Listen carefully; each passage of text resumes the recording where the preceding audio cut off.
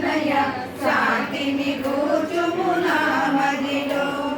నీ చరితము విన శ్రవణానందము నీ రూపము